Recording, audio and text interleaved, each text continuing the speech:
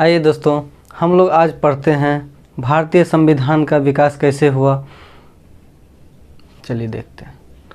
पहली बार कब औपचारिक रूप से संविधान सभा की मांग को मंजूरी दी गई, तो क्रिप्स मिशन में। क्रिप्स मिशन कब आया था? 1942 में।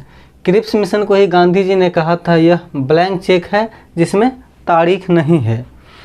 फिर मार्च 1946 में कैबिनेट मिशन आया। कैबिनेट मिशन में 3 सदस्य थे, स्टैनफोर्ड क्रिप्स थे, पैथिक लॉरेंस थे और ए.बी. अलेक्जेंडर थे। जो पैथिक लॉरेंस से भारत सचिव थे, सर स्टैनफोर्ड क्रिप्स जो थे वे व्यापार बोर्ड के अध्यक्ष थे, ए.बी. अलेक्जेंडर नौसेना मंत्री थे। और संविधान सभा की संरचना बनाई गई। संविधान सभा में 389 सदस्य थे, जिसमें जो 10 लाख जनसंख्या पर एक प्रतिनिधि चुना जाएगा, इस तरह की व्यवस्था की गई थी। संविधान सभा की संरचना किस तरह से थी? तो ब्रिटिश प्रांत का सीधा नियंत्रण था प्रांत सरकार पर। प्रांत सरकार का जो है गवर्नर जनरल नियंत्रण करता था। और प्रांतीय विधानसभा से निर्वाचन मंडल 292 जो है निर्वाचन मंडल लिया गया विधानसभा से, प्रांतीय विधानसभा से। चीफ कमिश्नरी से लिया गया आपको दिल्ली। चीफ कमिश्नरी 4 लिया गया, जिसमें दिल्ली, अजमेर और मारवाड़, कुर्ग और ब्रिटिश बलूचिस्तान, एक हर जगह से लिया गया, 4 लिया गया। चीफ कमिश्नरी मतलब मुख्य आयुक्त से। उसके बाद देसी रियासत से 93 यानी देसी राजवाड़े जो थे उससे 93 मनोनीत किए गए। मनोनीत क्या होता है दोस्तों? मनोनीत और चयन क्या होता है, निर्वाचन क्या होता है? मनोनीत जो होता है उसको नॉमिनेशन बोलते हैं या नॉमिनेट करना। निर्वाचन जो होता है वो इलेक्शन होता है और चयन जो होता है वो सिलेक्शन होता है। अब दोस्तों इसमें जो है 10 लाख जनसंख्या पर एक प्रतिनिधि होगा, जो सांप्रदायिकता के आधार पर होगा। उस समय जो है उसमें सांप्रदायिकता के आधार पर किस तरह से बांटा गया, तो ग्रुप ए, ग्रुप बी और ग्रुप सी में बांट दिया गया था। जो ग्रुप ए था वो हिंदू बाहुल्य क्षेत्र था। ग्रुप बी में रखा गया था पश्चिम के मुस्लिम क्षेत्रों को, मुस्लिम बहुल्य क्षेत्रों को। ग्रुप सी में रखा गया था असम और बंगाल के मुस्लिम बहुल्य क्षेत्रों को। अब दोस्तों फिर क्या हुआ? इलेक्शन हुआ। इलेक्शन होने के बाद जुलाई 1946 में इलेक्शन संपन्न हुआ। फिर अगस्त 1946 में इसका रिजल्ट आ गया, चुनाव का रिजल्ट आया। रिजल्ट आने के बाद कांग्रेस 208 सीटें जीती थी, लीग 73 सीटें जीती थी और 8 निर्दलीय ने जीती थी। 16 अगस्त 1946 को सीधी कार्रवाई दिवस और अलग पाकिस्तान की मांग लीग के तरफ से मोहम्मद अली जिन्ना ने रखी। देश के बंटवारा के साथ संविधान सभा का भी विभाजन हो गया। देश का जो बंटवारा हुआ तो उसके साथ जो संविधान सभा बैठाई गई थी उसमें क्या हुआ कि उसका भी बंटवारा हो गया। बंटवारा होने के बाद कुल सदस्य भारत में कुल सदस्य 299 रह गए। 299 में जिसमें भारत में ब्रिटिश भारत से 229 और देसी रियासत यानी राजवाड़े से 70 राजवाड़े लोग थे जो देसी रियासत से थे। अब आते हैं भारतीय संविधान का निर्माण किस तरह से हुआ। 9 दिसंबर 1946 को संविधान सभा की पहली बैठक बुलाई गई।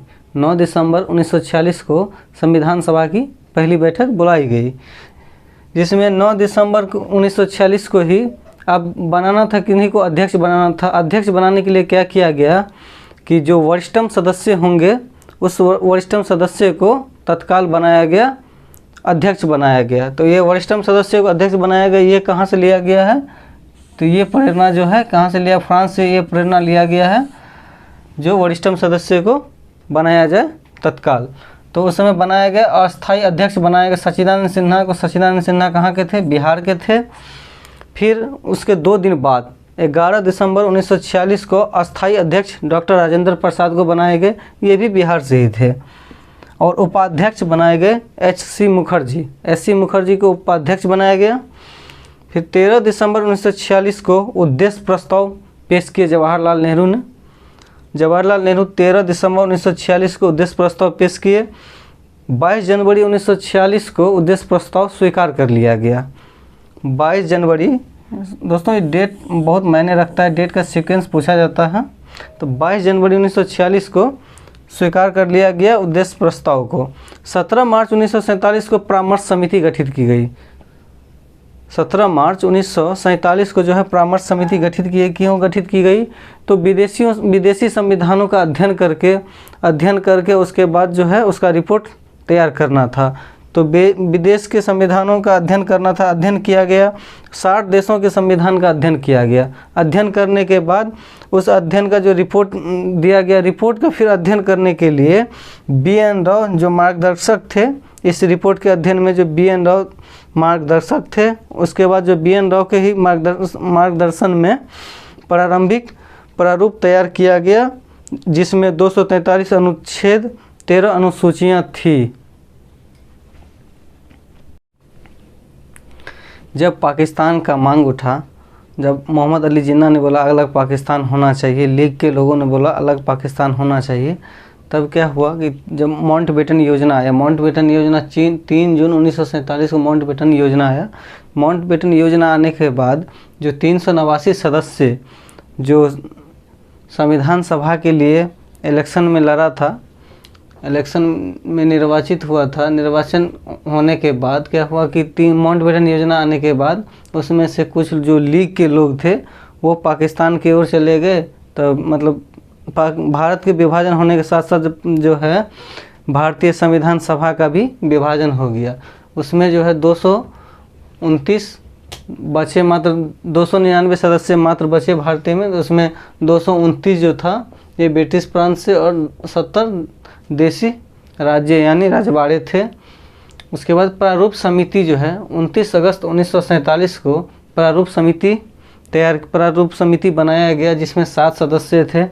पहला सदस्य में जो अध्यक्ष थे डॉक्टर भीमराव अंबेडकर, और सदस्य में थे K.M. मुंशी, मोहम्मद सदाउल्लाह, B.M. मित्तल, अल्लादी कृष्णा स्वामी, N. गोपाल स्वामी अयंगर और D.P. खेतान। B.M. मित्तल के जगह पर A.N. माधव राय आए और D.P. खेतान के जगह पर T.T. कृष्णाचारी आए। किन्हीं वजह से इन दोनों को हटाया गया या खुद हट गए। 26 अक्टूबर 1948 को अंतिम प्रारूप प्रस्तुत किया गया भारतीय संविधान सभा में। संविधान सभा में 3 वाचन हुआ।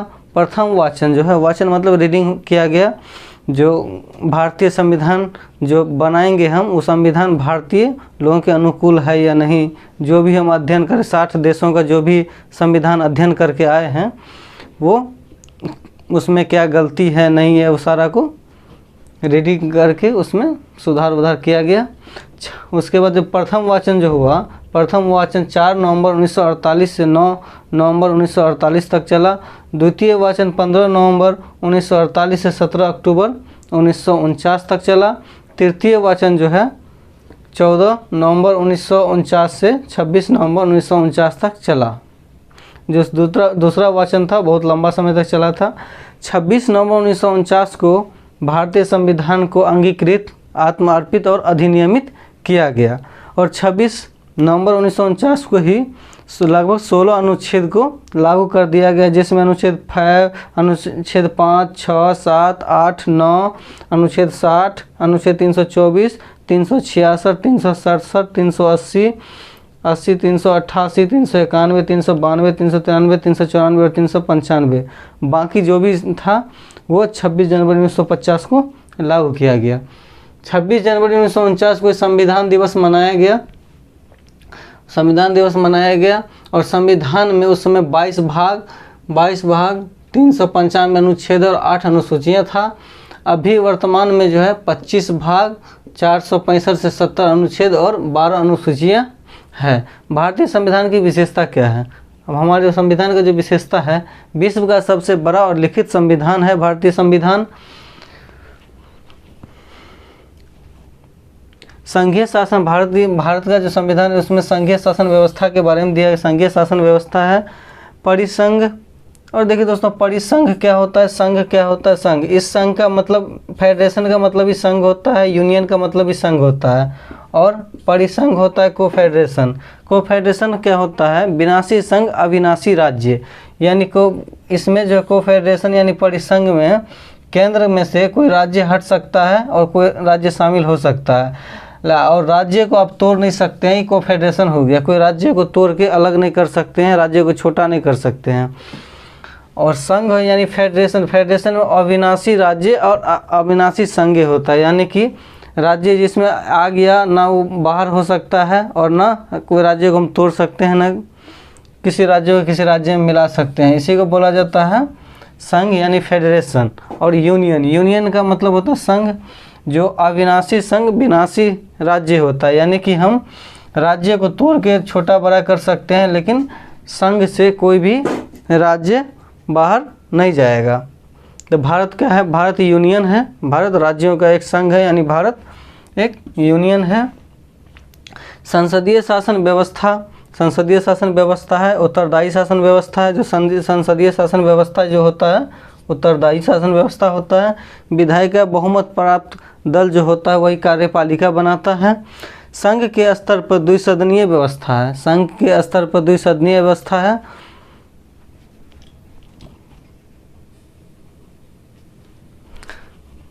संघ के स्तर पर द्विसदनीय व्यवस्था है। लोकसभा और राज्यसभा, लोकसभा जो होता है जनता के प्रति उत्तरदायी होता है और राज्यसभा राज्यों के प्रति उत्तरदायी होता है।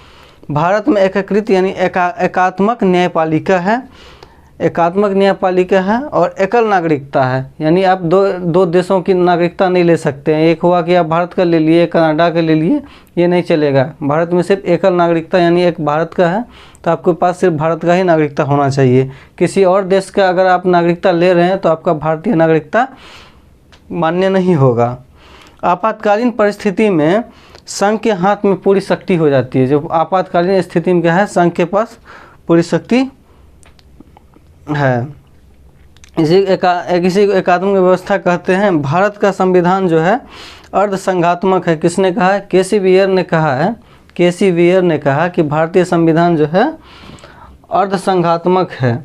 अब दोस्तों देखिए, ये लोअर कोर्ट है, लोअर कोर्ट से फिर हाई कोर्ट, फिर हाई कोर्ट से सुप्रीम कोर्ट, यानी एकत्रित होते जा रहा है पूरा जा करके। इसी को बोला जाता है क्या? एकात्मक न्यायपालिका।